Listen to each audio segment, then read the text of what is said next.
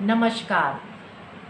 BA द्वितीय वर्ष में जो प्रथम प्रश्न पत्र है तुलनात्मक शासन एवं राजनीति, उसमें उसके अंतर्गत द्वितीय इकाई की मैंने शुरुआत करी। आप लोगों को पिछले वीडियो में मैंने ब्रिटिश संविधान में सामाजिक और आर्थिक आधार और ब्रिटिश संविधान का महत्व और ब्रिटिश संविधान का अस्तित्व है या नहीं, इस बारे में चर्चा की। आज मैं बहुत छोटा सा एक बहुत इम्पॉर्टेंट टॉपिक ब्रिटिश संविधान से संबंधित उस पर चर्चा करना चाहती हूँ, जो एक लिटन स्ट्रेची जो विचारक थे उनका एक कोटेशन है कि ब्रिटिश संविधान संयोग और विवेक का शिशु है।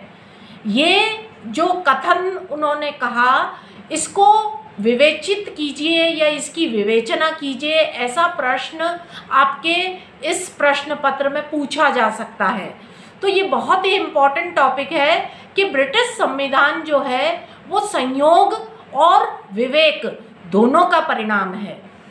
इसमें ये चीज़ आप दोनों शब्दों से परिचित है कि संयोग का मतलब अचानक किसी प्रकार की परिस्थिति का निर्माण हुआ और वो चीज़ ब्रिटिश संविधान में जुड़ गई, और विवेक का तात्पर्य है कि सोच समझकर योजनाबद्ध ढंग से किसी चीज़ को अपनाया जाता है, उसको कहा जाता है विवेक का परिणाम। तो ब्रिटिश संविधान की एक ये बहुत बड़ी विशेषता है कि ब्रिटिश संविधान संयोग और विवेक का शिशु है। जैसे आप देखते हैं कि भारत, अमेरिका, फ्रांस, जितने भी दूसरे देश हैं, वहाँ पर आपने देखा है बहुत ही सोच विचार कर योजनाबद्ध ढंग से संविधानों का निर्माण किया गया। लेकिन ब्रिटिश संविधान चूंकि विकास का परिणाम है, इसका निर्माण नहीं हुआ है, और विकास का परिणाम होने के नाते आज जो वर्तमान स्वरूप 1400 वर्षों के विकास के फलस्वरूप जो प्राप्त किया है वर्तमान स्वरूप, उसका ब्रिटिश संविधान एक सर्वश्रेष्ठ उदाहरण है। और दूसरी चीज़, ब्रिटिश संविधान में कुछ संस्थाएं और कुछ व्यवस्थाएं ऐसी है जो कि अचानक परिस्थितियों के या संयोग से ऐसी चीज़ें घटित हुई जो कि ब्रिटिश संविधान का आधार बनी, वो कहलाती है संयोग का परिणाम। और कुछ संस्थाएं और कुछ व्यवस्थाएं ऐसी है जिनको कि योजनाबद्ध ढंग से कानून के आधार पर उसको बनाया गया, तो ये मानवीय विवेक का परिणाम है।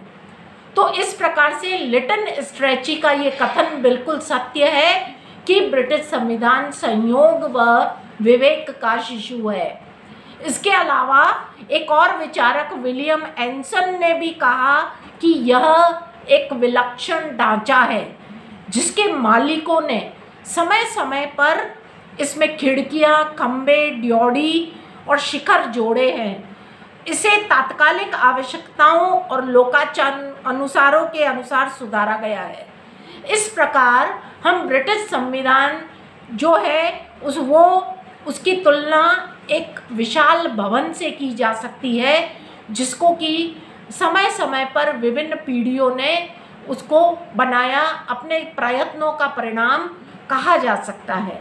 तो इसलिए ब्रिटिश संविधान विवेक और शिशु का, संयोग और विवेक का शिशु होने के नाते इसका निर्माण या इसका विकास जो है वो एक चरण में नहीं बल्कि विभिन्न चरणों का प्रयत्न है। तो सबसे पहले संयोग का शिशु इसे क्यों कहा जाता है, उसके कुछ उदाहरण हम देखेंगे कि कौन सी संस्थाएं जो है वो संयोग का परिणाम बनी। तो सबसे पहले द्विसदनात्मक व्यवस्थापिका। द्विसदनात्मक व्यवस्थापिका आप जानते हैं कि ब्रिटिश रचना का एक महत्वपूर्ण उदाहरण माना जाता है। जो संसद है वहाँ की वो द्विसदनात्मक, इसको सोच समझकर नहीं बनाया गया, बल्कि ये एक संयोग का परिणाम है कि किस प्रकार से ये द्विसदनात्मक यानी दो सदनों से मिल करके बनी।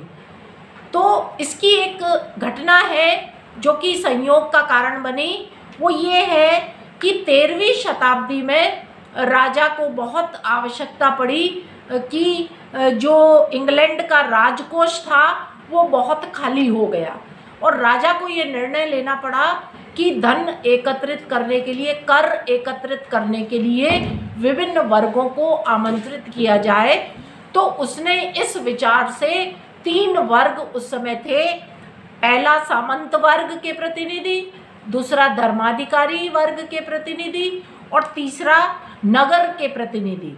इन तीनों को आमंत्रित किया गया और इसमें से जो 3 वर्ग थे ये, इनमें से जो 2 वर्ग है सामंत वर्ग और धर्माधिकारी वर्ग, इनके हित एक जैसे थे। तो इन्होंने एक होने का अनुभव किया, उन्होंने ये महसूस किया कि वे एक हो जाएं।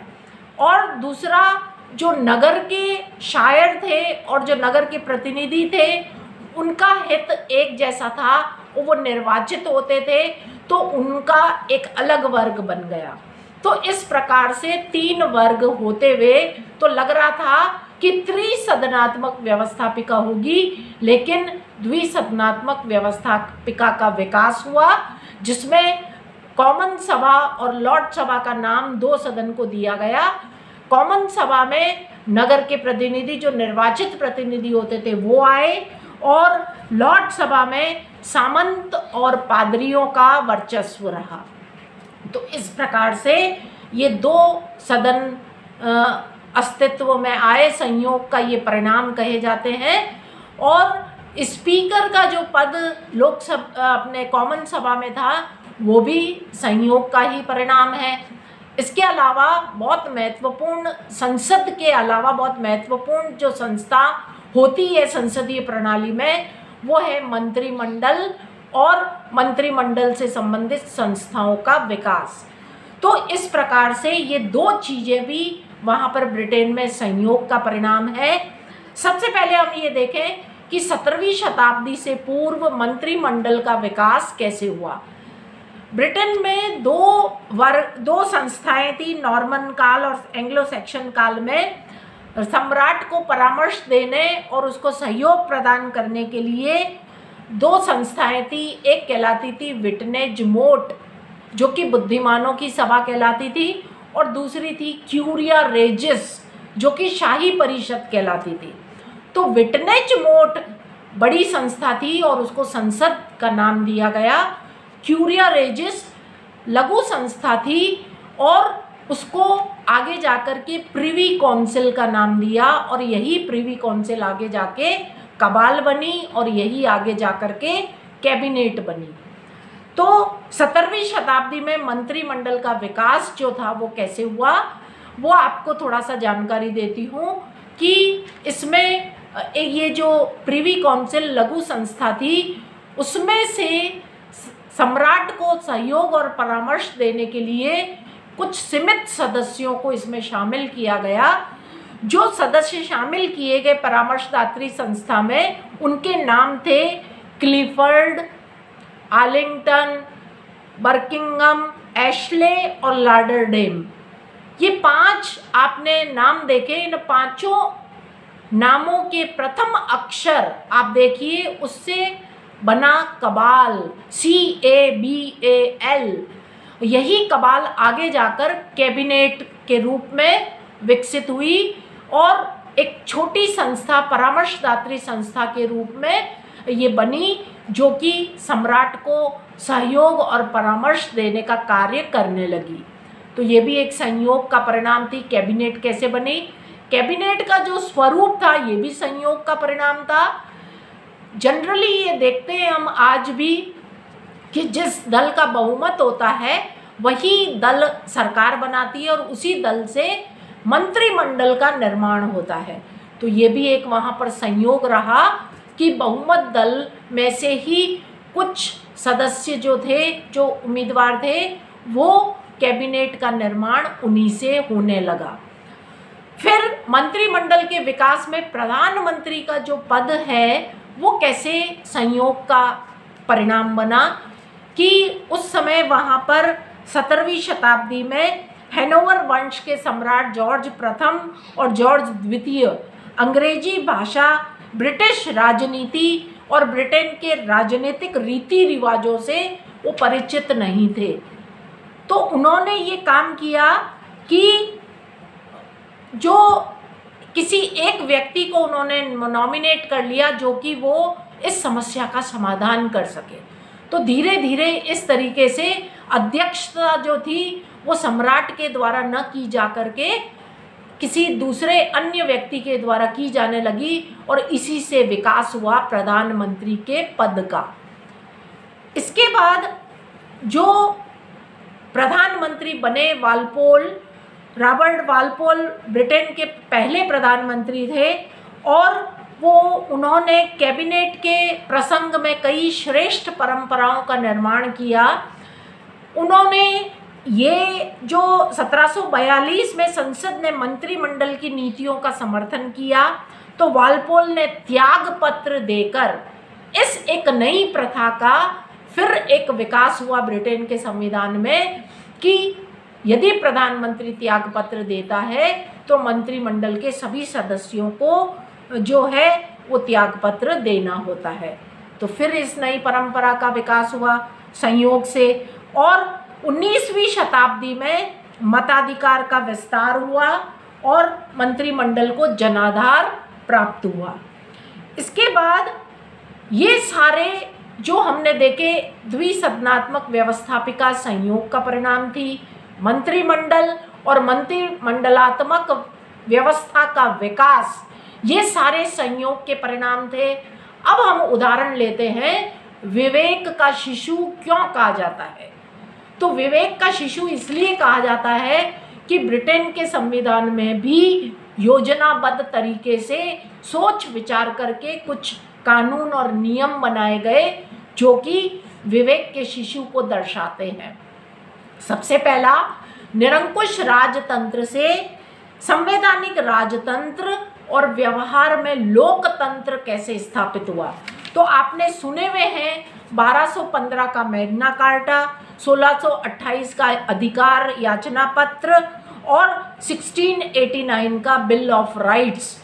ये कुछ ऐसे आधारभूत नियम थे जिनको कि पारित किया गया और इस व्यवस्था में बदलाव हमने देखा। दूसरा, वयस्क मताधिकार, गुप्त निर्वाचन प्रणाली और एकल सदस्यीय निर्वाचन प्रणाली। ये विभिन्न समय समय पर इनके लिए सुधार कानून पारित होते गए और ये व्यवस्थाएं वहाँ पर अपनाई जाने लगी। फिर आपने देखा लॉर्ड सभा पर किस प्रकार से लोक सदन की श्रेष्ठता स्थापित की गई। आपने दो इसके लिए अधिनियम सुने हैं, 1911 और 1949 का, जिसके आधार पर लॉर्ड सभा के अधिकारों को सीमित किया गया।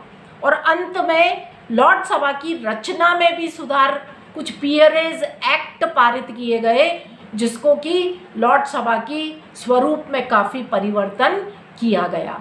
तो इस प्रकार से ये कथन बिल्कुल सत्य है कि ब्रिटिश संविधान विवेक और संयोग का शिशु है। धन्यवाद।